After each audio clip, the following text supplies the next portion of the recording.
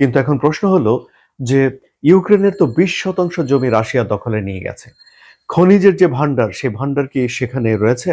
তাহলে রাশিয়া অধ্যুষিত অঞ্চলে কিভাবে এই খনিজ উত্তোলন করা হবে? এটি একটি প্রশ্ন। দ্বিতীয়ত হলো, যখন একটি দেশ যুদ্ধ পরিস্থিতির মধ্যে রয়েছে, তখন এই যুদ্ধ পরিস্থিতিতে কি খনিজ উত্তোলন করা যাবে? আমরা তো দেখেছি যে ইউক্রেনের সামরিক ইন্ডাস্ট্রি, ইউক্রেনের বিদ্যুৎ সরবরাহ ব্যবস্থা এসবকে লক্ষ্য করে হামলা চালিয়েছে রাশিয়া। তাহলে যদি আমেরিকা সে খনিজ তুলতে যায় এবং সেই খনিতে কি তাহলে রাশিয়া হামলা করে বসবে? বা যদি হামলা করে তাহলে তার পরিস্থিতি কি দাঁড়াবে? এরপরে কি ঘটবে? সুতরাং বাস্তবতা কতটুকু এই খনিজ সংগ্রহ করার পক্ষে বা অনুকূলে রয়েছে, সেটি একটা বিবেচনার বিষয় রয়েছে।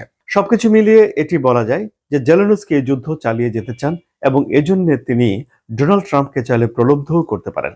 এখন এটি দেখার বিষয় যে জেলেনস্কির সঙ্গে ডোনাল্ড ট্রাম্পের আসলে এই বিষয়ে চুক্তি হয় কিনা, চুক্তিতে কি কি শর্ত থাকে।